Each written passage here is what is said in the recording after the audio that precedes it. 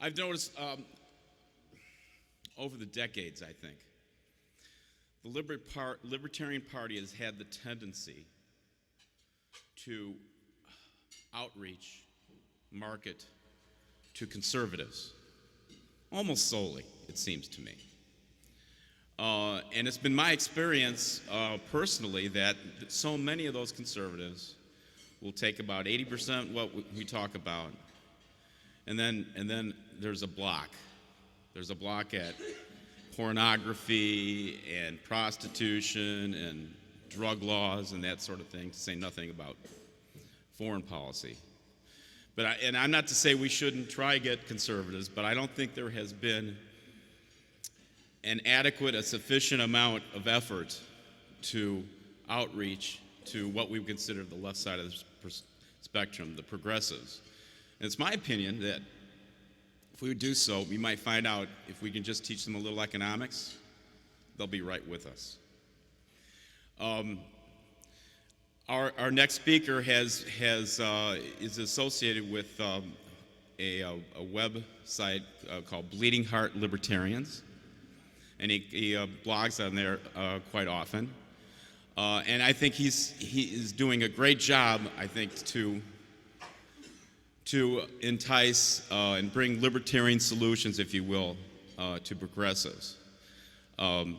Steve Horwitz is a professor at St. Lawrence University and department head there, and author of I don't have this memorized, but it's on the program. Micro Foundations and Macroeconomics in Austrian Perspective. He's an Austrian economist. And also I'd like to say that he is the most accessible libertarian star, if you will, on the internet. You can friend him on Facebook, and he responds personally. Just a great personal guy besides being a great economist. So I'd like to welcome to the Libertarian Party of Illinois, Dr. Steve Horwitz.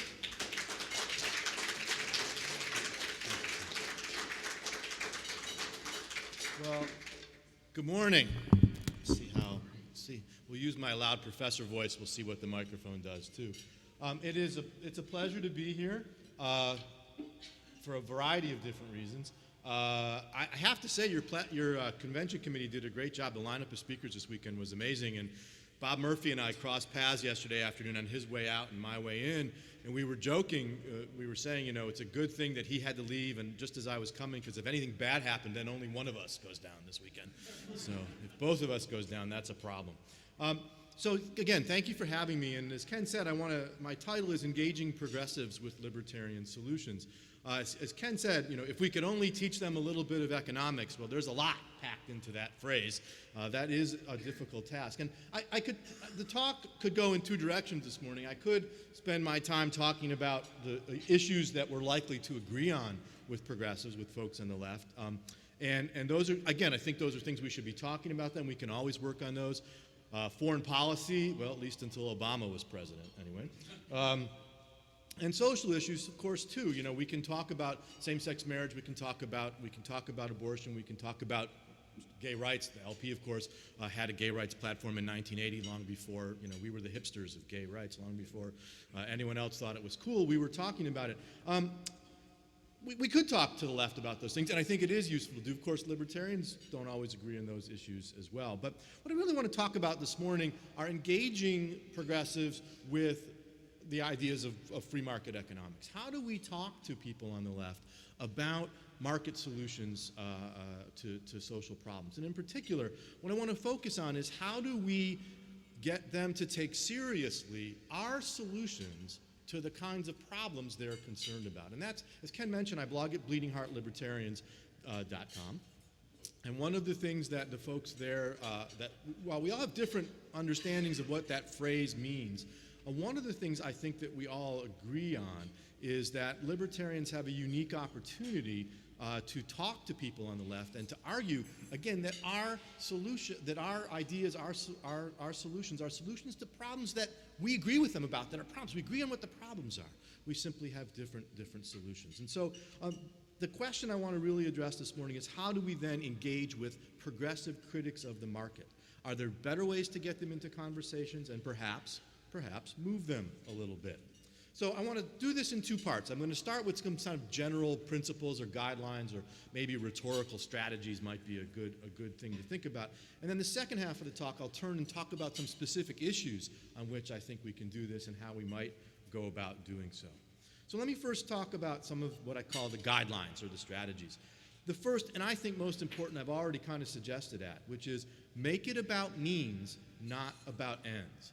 One of the difficulties we frequently have when we talk to folks on the left is that they want to argue that we as libertarians don't care about X, right? We don't care about solving poverty. We don't care about racism.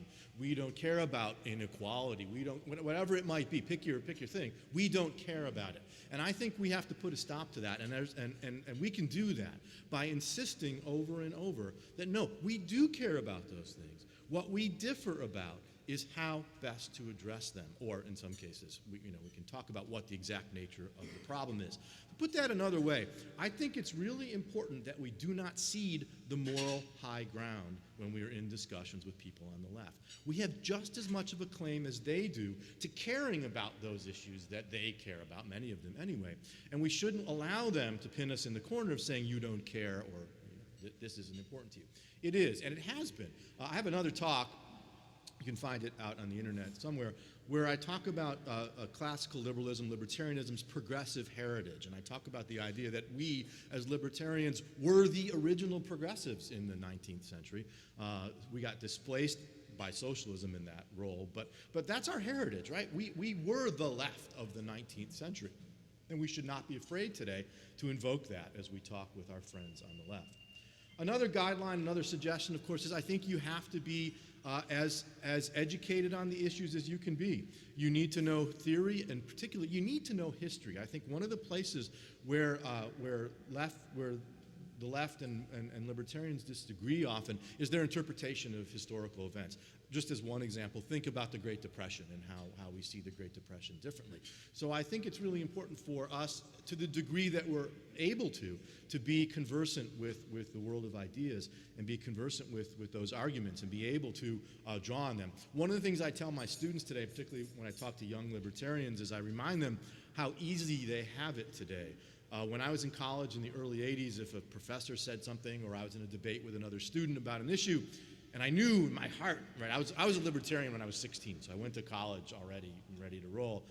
So you know that they're not right about this, but you're thinking to yourself, oh, I really wish I could find the right arguments. And you have to go to the library and find an article or a book. Today, pull out your smartphone. The world is at your fingertips. You ought to be able to make really effective arguments when you're in conversation with folks, and investing a little bit of time in, if not knowing them, knowing where to find them, I think is really important. Another bit of strategy, I think, that sometimes a trap that we sometimes fall into, is we end up in arguments where we're debating our imperfect world with their perfect world. And that is something we really need to avoid as well. It's very easy to, look, markets are messy, right? The free markets aren't going to give us a beautiful, perfect utopia where everyone's breath smells good and all these sorts of things, right? They're imperfect. It takes time for markets to adjust. People make mistakes. We're human beings. And oftentimes, we get into these debates where we're admitting that, right? But then we're up against this sort of, well, if government would step in and do X, Y, and Z, we'd solve this problem. All right? I think that's a strategy or a trap we have to avoid. And one way to avoid it is to remember that just because people describe a particular government solution doesn't mean that government solution is actually going to play out the way they said it would. All right? There is a whole school of thought in economics that comes out of the 1950s and 1960s, out of the work of particular the economist James Buchanan, Nobel Prize winner, who just passed away actually earlier this year, public choice theory. Okay? And public choice theory, what public choice theory did was to counter all of these discussions about how markets supposedly fail with the observation that, well, wait a second, governments can fail too. Not a surprise to anyone in this room. Okay? But in economic theory, this was an important sort of innovation. And my favorite way, when I teach this, my favorite story is, and one that people who talk about this use a lot, is imagine you have a king, right? And the king wants to audition a new court singer to come and be the official royal singer. And so think American Idol or whatever, right? So the king sends his people out through the land to find the best singers possible, and they finally bring back to the court, to the castle, the 2 best singers they think are out there in the kingdom. And the king says, well, I want to hear the 2 of them sing so I can decide myself. And the first person gets up to sing and finishes, and the king says, that was terrible. That's the worst singing I ever heard, and immediately appoints the other guy as royal singer. Okay? Now, obviously, what's the problem here? Could be worse. He could be worse, right? And so this is when we get into these discussions, right, we have to remember that, right, just because markets don't do things perfectly all the time, every minute, right, government could be worse. And we certainly have plenty of examples of that where regulators, where various, though it's hardly a free market, right, the way in which our healthcare system is highly imperfect, but Lord knows Obamacare is not going to do any better. Just saw a story this morning that Home Depot is cutting their health benefits to 20,000 of their part-time workers and saying, go fend for yourself on those exchanges, thank you very much, right? Didn't some guy once say, if you like your plan, you can keep it? I thought I heard that somewhere. So look, I mean, we have to recognize the way in which governments, whatever the imperfections of markets are, governments have way more, and we have to be able to talk about the imperfections of government as equally with the imperfections of markets. We can't be led into that trap. And insisting that it's the same human beings, right? You've had this conversation where someone says, oh, the people who run corporations are terrible human beings and they're self-interested. What exactly happens to them when they become politicians? Do they magically transform into these angelic people? Right? It's the same people. The question is, under which system will bad people do the least harm? Right? It's not that it's not that CEOs are all great, wonderful people, but they exist in a world of competition that forces them to do what we want them to do as their customers, whether they like to or not. Their self-interest is channeled into providing for the public, for providing public benefits by the nature of market competition. Political systems don't work that way, right? Self-interested politicians end up giving us $16 trillion in debt and bombing 6, 8, however many countries we're bombing right now. So we have to be able to talk about those things and to show and have examples of the way in which the best intentions of political actors have led to terrible results, because good intentions are neither necessary nor sufficient to generate good outcomes when we're talking about the political realm.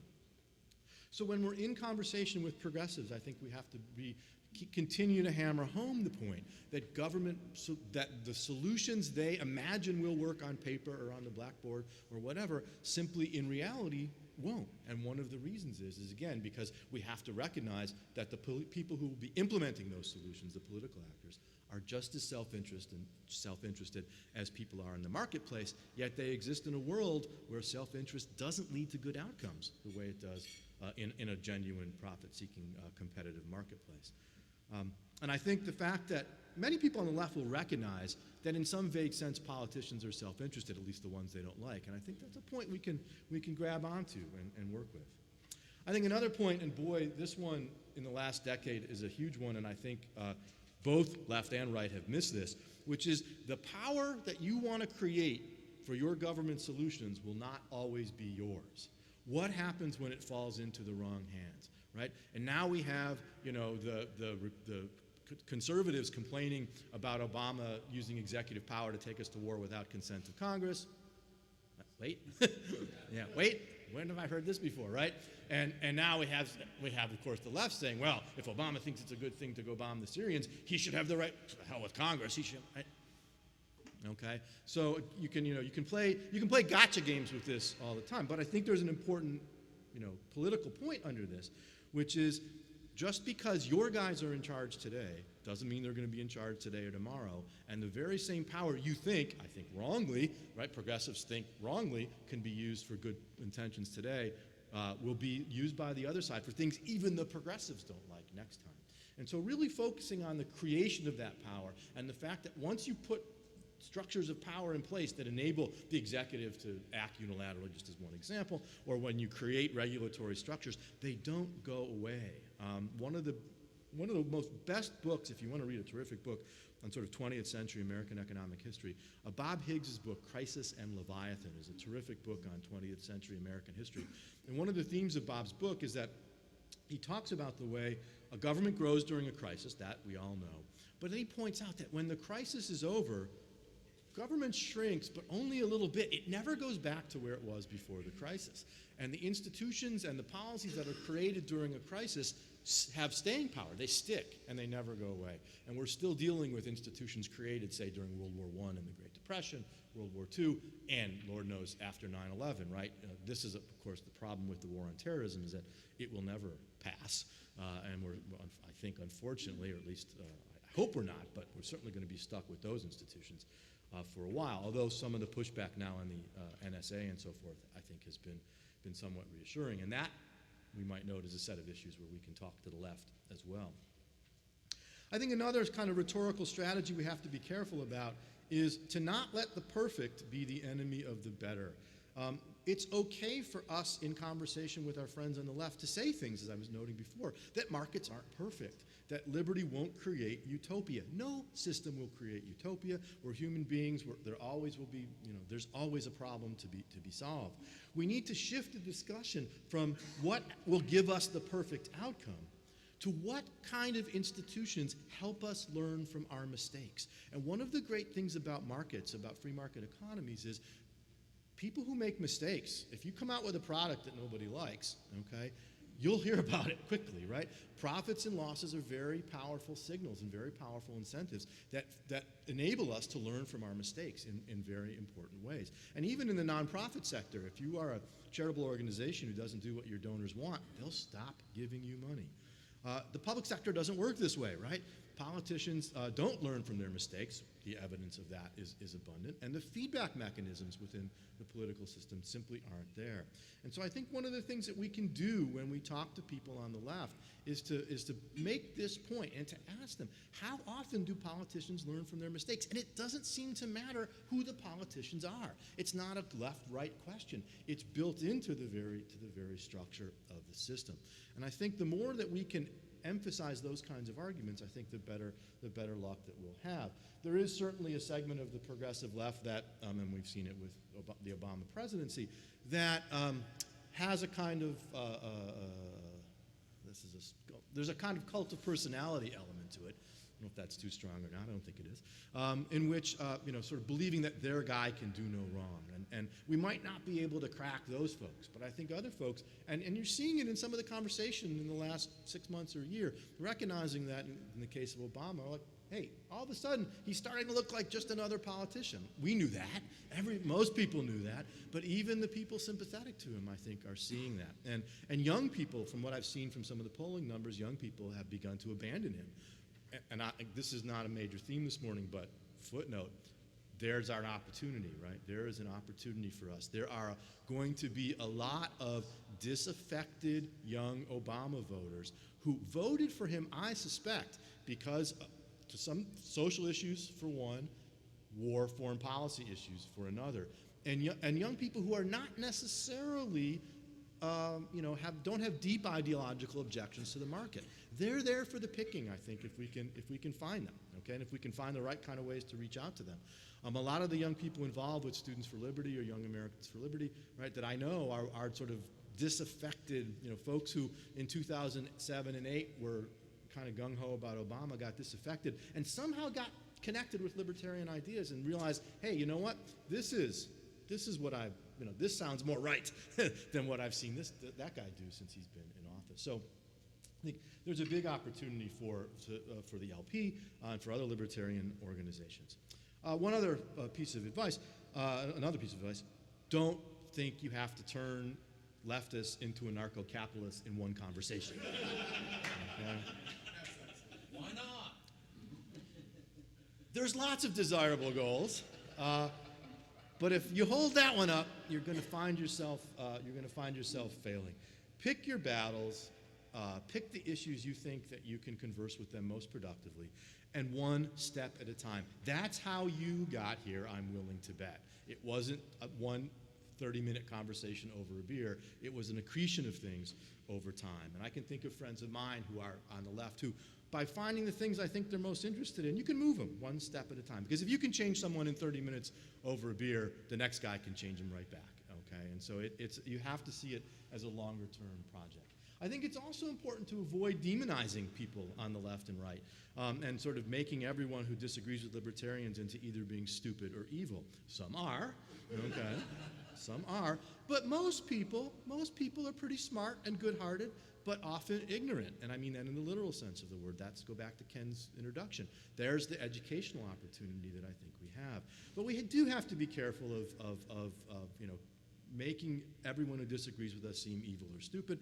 I also, this is a pet thing of mine, but I also think conspiracy theory type talk is just not a good strategy. I think it's wrong, but it's also not a good strategy. I've spent a career writing about the Federal Reserve System, and I can tell you, there are plenty of really, really good reasons to get rid of the Fed. That it's run by Jews or the lizard people are not among them. I know, sorry to disappoint you if you thought either one was a good reason, but neither one is, all right? So again, I think we have to be careful, and I think we can call out progressives on their inconsistencies. And conservatives too. But the productive way to do it is to keep arguing that our policies will better serve their concerns, not by saying that they don't care or that they're stupid. If we don't want to be called carrying unsensitive tools of the corporations, we need to stop calling other people Stalinists and fascists. And in fact, I'm on a pet thing about this, I think the word statist is not productive either. It doesn't say anything, it just upsets people like even people on the left don't think of themselves as worshiping the state. And I think they're right. They don't worship it. They think it solves problems. I think they're wrong. Okay? But sort of that word statist is a conversation ender, not a starter.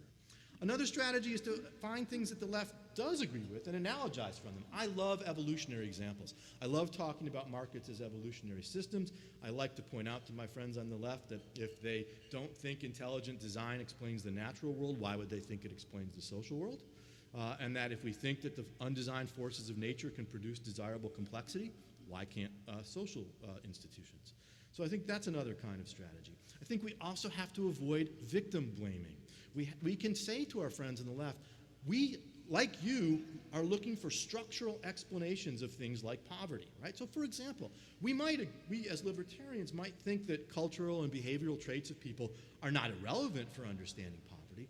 Most poverty can be explained by government interventions that have stacked the deck against lower skilled workers through labor market regulation, terrible public schools, or the drug war, okay? And I think we need to point that out, that it's not flaws in people as much as it is bad policies and counterproductive government interventions. And as libertarians, we might actually consider whether some of those cultural attitudes that we think help explain poverty aren't themselves the product, a long-term result of decades of those counterproductive anti-poverty programs. If we think people don't work hard enough, poor people don't work hard enough, maybe it's because we've had these policies that have continually rewarded them for not working very hard, right? Or, better yet, made it really difficult for them to find jobs and to gain a work ethic, and so on. Focusing on the policies, not the people. And last of my sort of strategic advice, and certainly not least, don't forget civil society. This is not, the debate with left and right, but especially the left, is not just about markets versus government. Libertarians do, or at least should, recognize the myriad ways in which non-market voluntary social institutions are a key component of a free society. Whether it's churches, synagogues, and mosques, whether it's friendly societies, traditional charities, Kickstarter, or other web-based stuff, whatever it is, we have a habit of using the term the market as a shorthand for all voluntary social institutions. But when we're talking to progressives, that's a real problem, because I think it's important to make this distinction between markets and civil society, because we don't want to fall into this trap of arguing markets are the answer to everything, because they're not, number one, in the strict sense of the word markets. But when we do that, people on the left just hear profit, greed, corporation, ExxonMobil, right? I mean, all the bad stereotypes come up when we use markets. It's true that they misunderstand that, all right? But why shut the conversation down from the start? We need to talk about those other kinds of institutions and the way in which they play a role as part of our solutions. You know, you've had this conversation, then they say, well, charity can't certainly solve all poverty problems. No, it can't. I'll talk about that in a second. But at least we have to recognize that those are part of the solution as well. Okay? We need, as libertarians, we need civil society. We need those non-market voluntary social institutions. Okay? So, There's some strategic advice. What are some issues that we might raise? I have a bunch. I think right now, perhaps other than foreign policy, again, depends, probably the one that I'd like to see us be talking about the most is crony capitalism. And the way in which I think we can engage folks on the left in what should be our mutual opposition to crony capitalism. Because I don't think it's the case. I don't think it's the case that people on the left think, critics of markets think, that all acquisition of wealth is bad. I do think that they understand vaguely that it matters how it's obtained, right? There they are, the critics, the hipster critics of capitalism, standing out in line in downtown Chicago yesterday waiting for their iPhone 5. Okay? So let's be clear here. They clearly have no problem with Apple stockholders and so forth, and Apple employees indirectly making lots of money by providing them with their iPhone 5 that they just can't wait to get their hands on. So I think we have to engage that conversation. I think we have to talk about the way in which real markets, real capitalism is about value creation and mutual benefit. That the way you get rich in a real market is by providing things that people want, by creating value for them. You give them value. You love your iPhone 5, don't you? They give you value. You give them income and wealth in return. That's the arrangement. And by their own behavior, it suggests that they understand that. And I think we need to talk about that. I think then we also need to talk about why the alternative is such a problem, right? Why, when we get into a world where people make profits through their political connections, and it remains the best thing ever written on this subject is the chapter from Atlas Shrugged on the aristocracy of pull.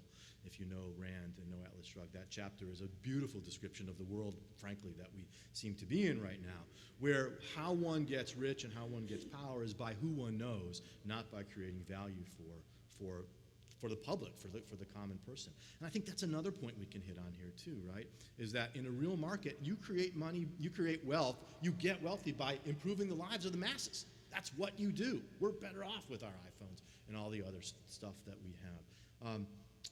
Under crony capitalism, right, who are you pleasing? Not the mass of people. You're pleasing the politicians. You're pleasing the political actors. So we can talk with the left about things like corporate welfare, about TARP and the bank bailouts. We can talk about the problems with other kinds of subsidies and so forth. One area that's particularly ripe for this is agricultural subsidies. Most lefties really hate ag subsidies. They hate it for two reasons. One, environmental reasons, and we can agree, right, that to the degree that we overfarm and so on, that's a problem. But they also hate it because our subsidies tend to shut out third world farmers from being able to compete in the marketplace. As libertarians, we should be right on that, saying yes, absolutely. There's no reason why American agricultural policies should favor rich American farmers over poor third world farmers. And by the way, that's a general rule about foreign aid. You know the line about foreign aid? Foreign aid redistributes money from poor people in rich countries to rich people in poor countries. Okay, so we're paying more for our food, so bureaucrats in the places that get our foreign aid can do what they want to do.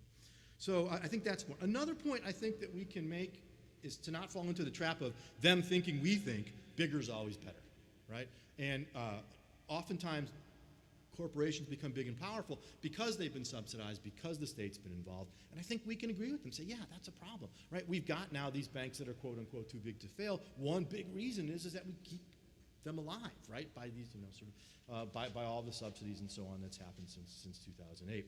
There's an interesting literature going on right now, or some people have argued that crony capitalism is a cause of growing inequality.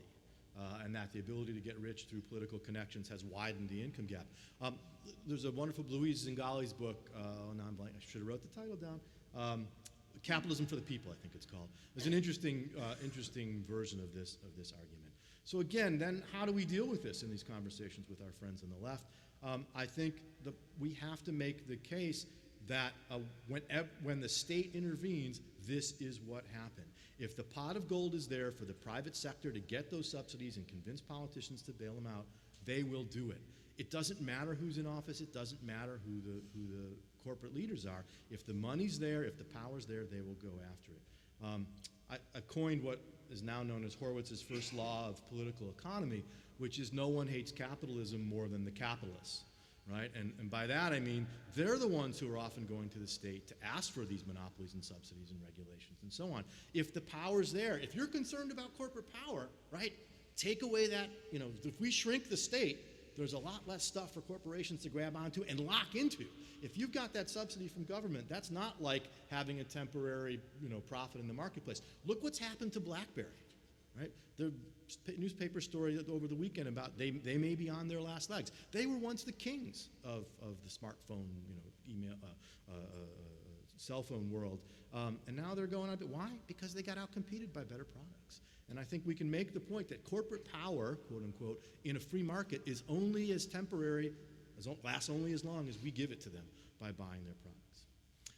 A second issue that I hope we can talk to our friends on the left about is the war on drugs, or the war on some users of some drugs, as I like to call it. I think one way to go at this, we can talk about freedom of choice and victimless crime and the right to use your body the way you want, which resonates with many on the left. That's important too. But I also think we can talk about the kind of collateral effects that the war on drugs has had. For one, the disproportionate racial impact, especially what it's done to urban areas. The war on drugs has decimated African American neighborhoods and families, perhaps more than anywhere else. I have a colleague at my university who likes to talk about this a lot, an African-American colleague, and he says, when it comes to the war on drugs, if you go down to the courthouse, there's no justice, just us. And I think he's got that right, okay? If you look at who gets convicted and the rates of conviction, my friend Dan D'Amico, who some of you may have seen some of his work on the internet, Dan has done great work on the disproportionate racial impact of war on drugs and prison populations and so on. We need to be talking about this, and we need to be making this argument, particularly in conversation with the left. Privacy issues, okay? As I suggested, the NSA pushback is a good sign, but boy, the war on drugs has shredded the Fourth Amendment, among others, okay? And when you put the war on drugs together with anti-terrorism and anti-immigrant policies, the Fourth Amendment has again been eviscerated. And at least leftist progressives tend to pay lip service to that, and I think we need to engage them on it. I live near the Canadian border, and some of you may be familiar with the law that allows the Border Patrol to set up roadblocks within 100 miles of the border. So I often will be driving on US 11 from Watertown to my hometown, and they'll have roadblocks set up, and basically, they'll just sometimes just look in your car and you go on. Sometimes they'll, ask you, do you have proof of citizenship with you, which is an interesting question 100 miles, inside the border. This stuff is really nasty, and what they're looking for. And by the way, if you want to really make your day, go out on YouTube and search for these videos where people have refused to allow their cars to be searched at these stops. They're awesome.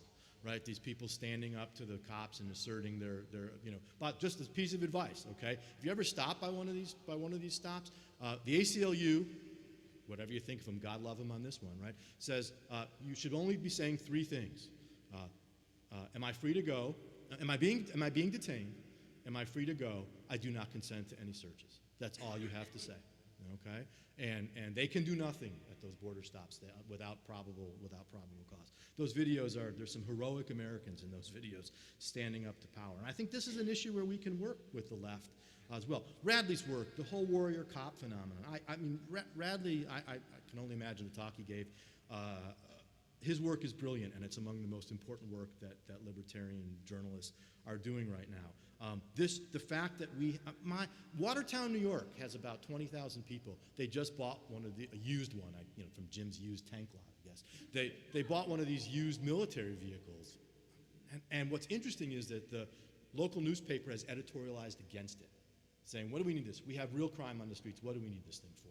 Right, which is a good, hopeful sign. But when Main Street USA has become militarized in this way, thanks mostly to the war on drugs, that's an issue we should be talking about. The drug legalization should be a progressive libertarian alliance without question. Another set of issues we should be talking about, I think, are labor market regulation. And again, its effects on groups that progressives claim to speak for. I don't have a lot of time to talk about this, but the history of a lot of labor market regulation, things like minimum wage, occupational licensure laws, the kind of privileges that unions have, these things grew out of early 20th century racism, sexism, and xenophobia. These laws were designed to target minorities and women. If you look at, and by the way, designed by whom? Early 20th century self-described progressives. If you look at the history of minimum wage legislation, it was designed by white folks to shut out of the market people who were thought to be inferior. Often that was non-white folks, but even white folks who were not thought to be capable, right? The idea was if we had a minimum wage law, they couldn't get jobs and they would fail to thrive and have children and wouldn't reproduce. There's a deep connection between those laws and early 20th century eugenics. If you Google Horwitz progressive eugenics, you'll find a piece of mine with my friend Art Carden, who you also may know from some videos and other stuff he's done, that looks at some of this history. We have to, I think when we're talking with folks on the left, we have to be careful about this because we don't want to say, see, you're just like those nasty eugenicists were 100 years ago, because that's not going to go anywhere. But I think what we can say is there's a reason people like that supported these laws. They understood correctly that minimum wage laws shut lower skilled workers out of the bottom of the income ladder, out of the entry-level jobs in the marketplace. And to the extent that lower skilled workers are disproportionately, say, non-white, perhaps inner city public schools don't do a very good job, we're shutting out opportunities for the folks we care about more. Why are black poverty rates so high? Right? There's one, and unemployment rates so high. Minimum wage laws are one reason. Occupational licensure laws is another. So one of the things I think we can do when we're in conversation with the left is to talk about ways of freeing up those labor markets, trying to get rid of those laws. They're tough conversations. The licensure laws are easier conversations than the minimum wage law thing because that involves some more complicated economics sometimes. But to insist that what we want to do is to create opportunities for lower skilled workers. And two resources I'll point you to here. If you don't know the work of the Institute for Justice, you should. A marvelous the public interest libertarian law firm in DC who argues these kind of cases, these economic regulation cases. You might have heard the one about the casket makers in Louisiana, right? IJ was behind that. When I do these summer seminars for young libertarian college students, we say, what do you want to do? I want to be an IJ lawyer. I want to be an IJ lawyer, right? Because that's cool stuff. But IJ is great. One you might not know of, I'm going to put a plug for my friend Sean Malone's film here. It's a short documentary that my friend Sean Malone directed called No Vans Land, like vans that you drive, right? It's the story of these van operators in New York City who are competing against the taxi cab monopoly and how, very heroic story of how they got around these government regulations. Again, all immigrant and minority owned, and it's a maybe 15-minute long film, little documentary. If you Google No Vans Land, you can find it. Terrific. One last point about this set of issues. I think we sometimes make a mistake, particularly in conversation with the left, by leaping right to let's get rid of welfare programs. Right? We got to get rid because and we can give all the reasons why they're terrible, and they are. Okay? But I think the mistake is the following. I think before we have that conversation, we need to have the conversation about how do we create more opportunities for the very people who are being harmed because they have no other option but to be on state assistance, right? We can't start, if you kick someone in the shins and break their leg, right, and don't take away their crutches, okay, right? You got to help them get right first before you take away the crutches that you've given them because you've created these lack of opportunities in the first place. So I think there's a sequence here that says, at least whether it's the right political sequence, that's your job to figure out, all right? But intellectually, for me, right, it makes more sense to engage the conversation by saying, okay, let's talk about how we create opportunities to bring down the 42% unemployment rate among black teenagers. Let's talk about the ways in which we, create opportunities for more entry-level work. Let's do all of those things. Then, once we've dealt with that, get rid of the war on drugs, right? Once we do all that stuff, then we can start to talk in additional ways about how we want to shrink the welfare state. One reason is we just won't need it as much anymore if we create the opportunities in the first place, right? The dependency, welfare state dependency we talk about is as much a product of all that other government intervention as it is anything else. So I think that's another conversation that we have to be careful how we have that conversation. Last topic I'll mention is with progressives who claim to take civil liberties and war seriously, I think it can be helpful to talk about their connection, the connection between those issues and the connection to economic issues. For example, you want government to run your healthcare system. How is it not going to invade your privacy? How is it not going to force awful rationing decisions that give government power? whatever else you want to say about our friend Sarah Palin, okay, and whether the term death panels was a good choice of words or not, she was right, okay? She was right. And she was right about, and we're going to see it, the fact that you will now, bureaucrats, Obamacare bureaucrats, are going to have to make decisions about who gets resources and who doesn't. Death panels was not the most, as my friend of mine would say, the most rhetorically sensitive turns of phrase, okay, but the essential truth was there. And I think that's a conversation we can have. And our, really, you of all our progressive friends want to give, you who talked about the importance in another context of the doctor-patient relationship and about how decisions about women's health has to be made around the kitchen table, not by bureaucrats and male politicians. Now you're going to let those guys make all these other health decisions? Really? Okay. If you think abortion is a political football right now, just wait, okay? Because all of these medical decisions are going to become so highly politicized. And I think that's a conversation we can have, right? And the impact that all this is going to have on the First and Fourth Amendments on rights to privacy, rights to free speech, rights of association, right? When it's always true when the regulatory state grows, particularly when we talk about medical care.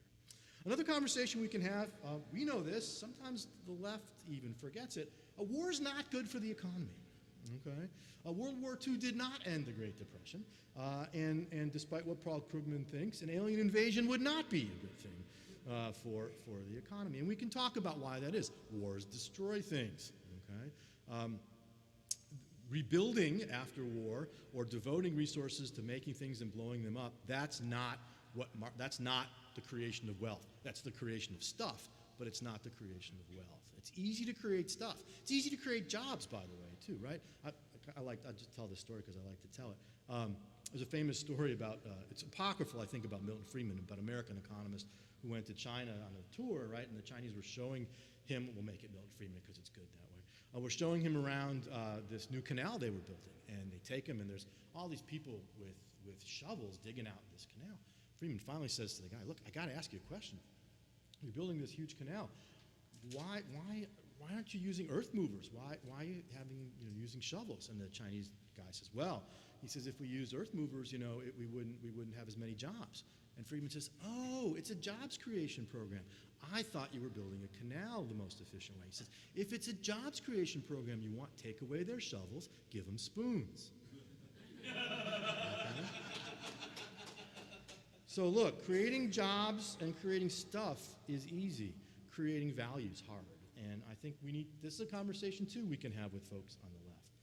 And the last one, and one close to my heart, is the historical connection between central banks and war. I like to call this free bankers for peace, all right? Which is almost every central bank that you can think of grew out of some need for government revenue, most frequently war. If you go back in American history, it's not coincidental that most of the major steps in which the federal government has intervened more in the money and financial system has been during times of war. Civil War, Fed, World War I, Great Depression, the moral equivalent of war, 1971 when we cut the last links to gold was during Vietnam.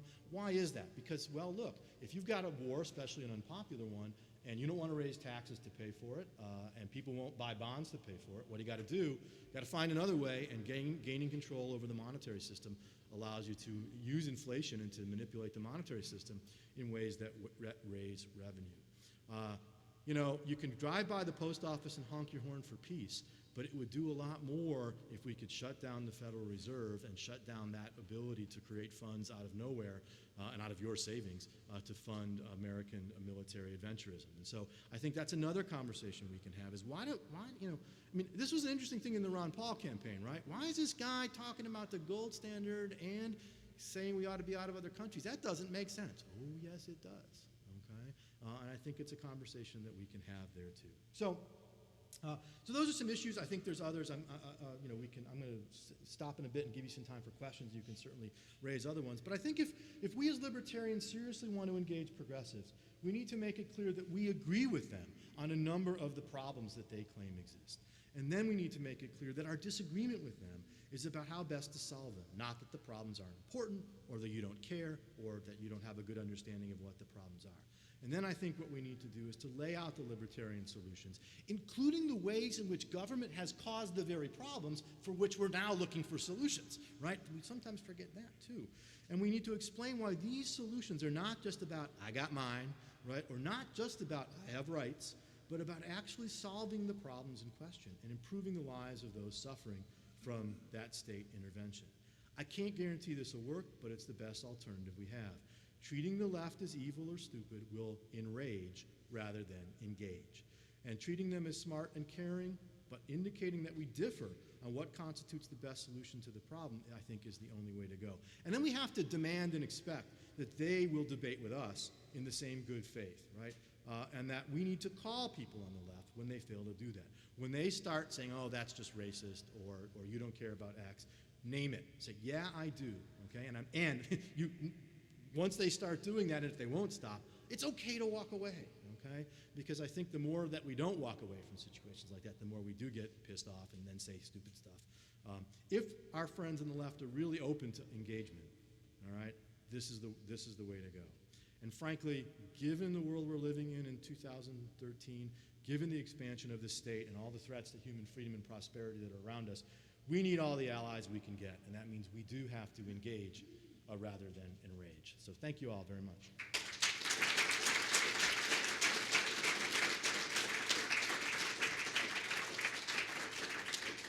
And I'm happy to, we got about just under 15 minutes. 15, I have a maybe more, flight, if so. people want to stay and you want to stay. Yeah, I'm happy to, take a few questions. Yeah. Okay, I was going to take, we're going to do it since we're filming. We're going to do it here, and I'm going to take, again, the prerogative of asking the first question. Sorry. Oh, we actually do have power here now. I think that, libertarians, and to an extent, limited government conservatives, tend to use logic and reason. And progressives, I'm overgeneralizing, tend to use emotion. But if you win those hearts, and even if you were able somehow to connect emotionally with them, I found one other roadblock that's very difficult to handle. And that is that when they're cornered on those first two, then they say, well, I'm really not smart enough, the experts say that. It's the reliance of experts, I think, on those on the left more than any other group of people. They do rely, and I found, of course, it's really true with global warming science. And also, even, I've had my discussions with my friends on the left about the bailouts. Even TARP bailouts, even when Bush did it. Because they believed the experts said that the world was going to end if the super rich didn't get bailed out.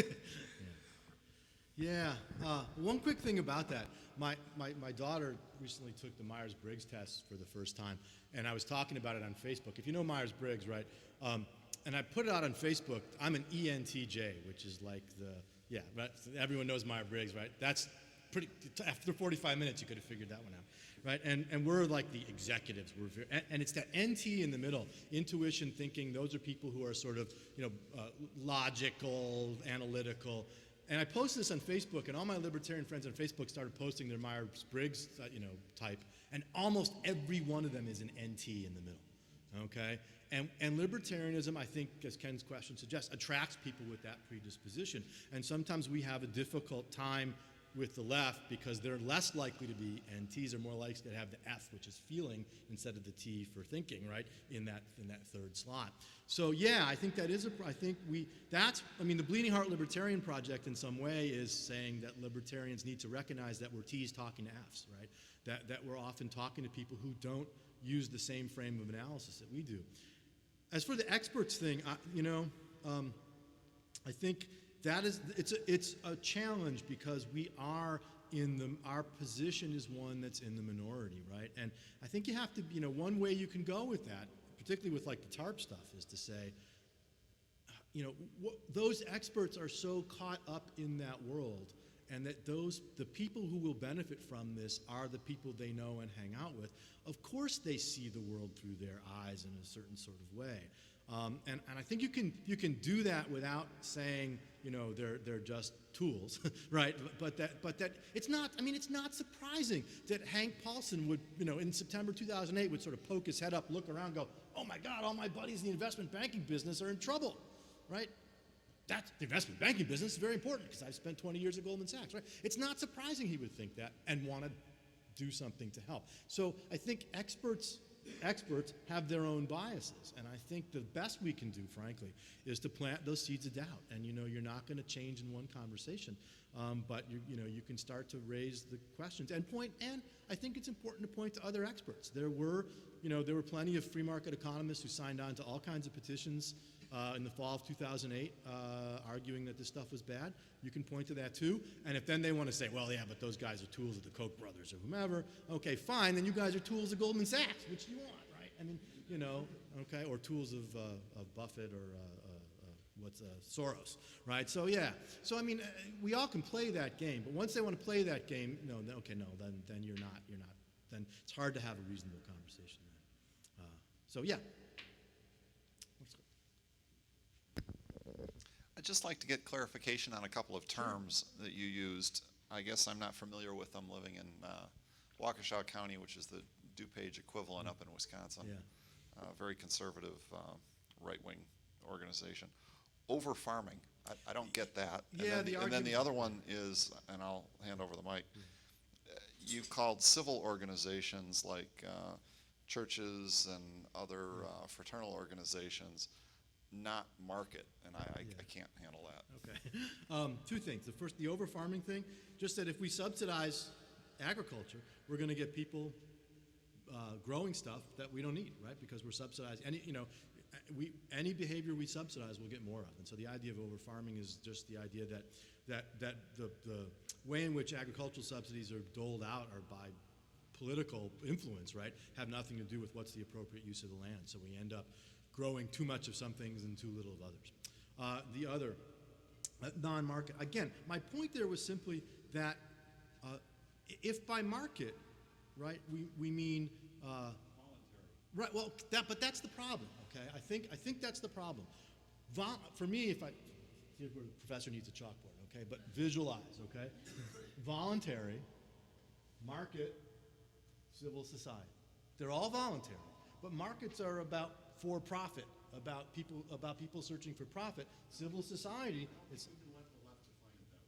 Well, then all I can say, first of all, I don't think the left's defining it that way. I think that's the way that classical liberals define it. Read de Tocqueville, right? I mean, de Tocqueville, writing in the 19th century, talked about civil associations in the United States and about the robustness of our voluntary sector. He didn't call those markets, right? But they're another form of voluntary organization. So I don't think it's the left that's doing that. I'm not conceding to their usage here, but I am trying to make I think it's an important rhetorical point when we talk to the left. Because if we call everything a market, if we call everything voluntary a market, all they hear is, and again, this is about rhetoric, all they hear is profits, greed, and all the things they don't like, all right? But if we can say, look, not every voluntary, we love voluntary social organizations.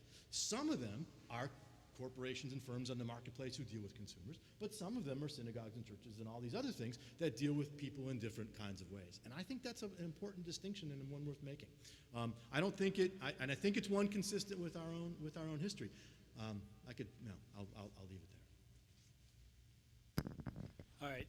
As our movement grows, we're finding anti-libertarians getting more and more creative in creating arguments against us. I'll give you one that's very trendy right now and see if you have an answer for it. And then after you answer that, I'd also, for some of us who haven't read your books, if you could tell us a little bit about some of the things that you recommend you've done, because I'm very impressed with what you have to say. I've only seen you on the YouTube, but the argument I've been getting is, well, if libertarianism is so great, why has there never been a libertarian society? And the only answers I've heard go back to Jefferson, and that argument is stale. So how would you talk to that issue? You mean politicians actually like having power?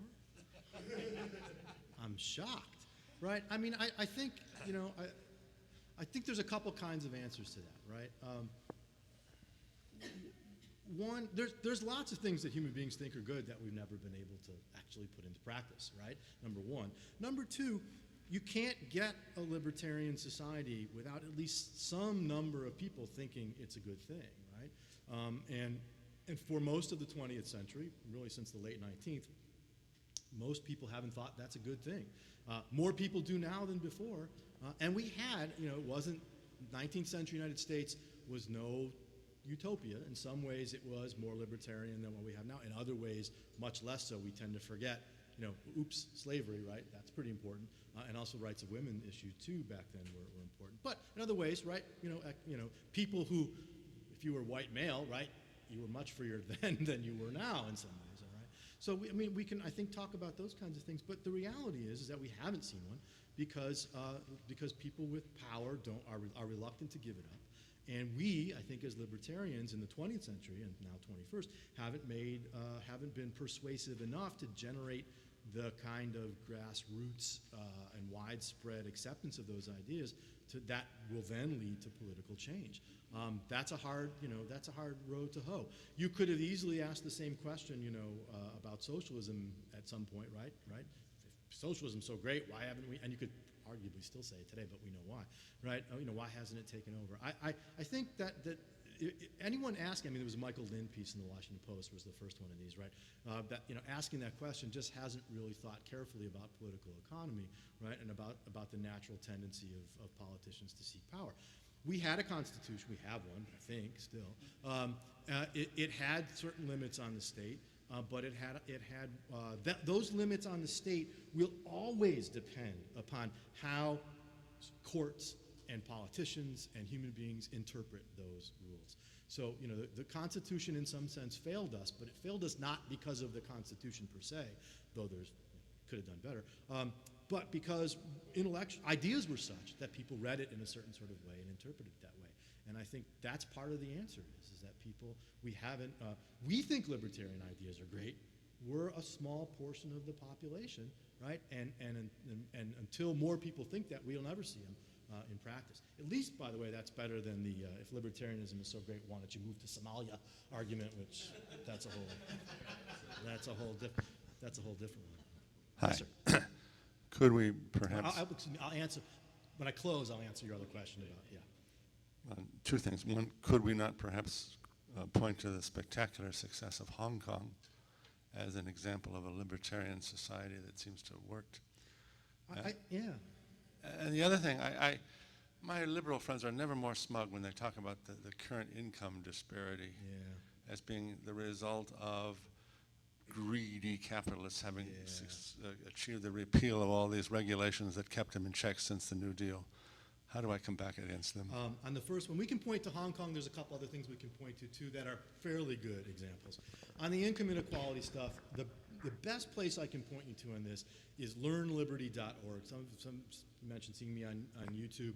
Learnliberty.org is a project of the Institute for Humane Studies. They have now over 200 videos up there, the majority of which are about 2 to 5 minutes long. There are several on income inequality, one of which is mine, and then a later one by a guy named Sean Mulholland. If you go to that site and search income inequality, you'll find these. There's wonderful statistics there, easily explained easily. One big answer to that income inequality thing is it's not the same people every year at the top and bottom, right? The left says, oh, well, the rich got richer because the people who, in 1970, whatever, they had this percent, in 2012, they have this percent of the wealth and income. And they make it sound like all the people who were rich then are now richer here. But you know what? The people who were rich then aren't the same people who are rich now. And more importantly, the people who were poor then are not the same people who are poor now. The majority of Americans who are poor in any given year have moved up and out of poverty within 5 to 10 years. Right? And by some measures, the numbers are even more spectacular than that. So what economists talk about as income mobility or income dynamics is really important here. The other point I like to make, and I have another Learn Liberty video on Are the Poor Getting, it's on living standards, and I can't remember the exact title of that one, but talks about the way in which, and you can find some other stuff on the web by me about this too, that the way in which the poor today, measured by what poor Americans have in their homes, Americans below the poverty line today are better off than the average American was in 1971. Right? if you look at, let me just, here's a story. This is a true story. The Soviets in the 1940s decided to show the film version of The Grapes of Wrath as an anti-capitalist, propaganda, right? So they showed it in some theaters in Moscow to sort of see, look how terrible it was. These people had to go out west and starve to death, and all the terrible things that happened in The Grapes of Wrath, right? They had to pull it after a few days. You know why? Because the Russian audiences watched it and they went, whoa. Poor Americans have cars? Okay, so when we look at what poor Americans have today, certainly versus the rest of the world, but certainly where even middle-class Americans were. When I was a kid, didn't have this. Most poor Americans have one of these, right? So you can go on and on with it, with that kind of stuff. One more question, and then I'll close by talking about some of my stuff. Yes, it seems like you can think of every one of the public policy issues that you've been speaking about. You can think of it as an equation that's going to have a number of factors. Excuse me, this is NT right here. This is Myers-Briggs NT right here. Associated with. And the whole thing about the factors that I place an importance on are not necessarily the same factors that someone else.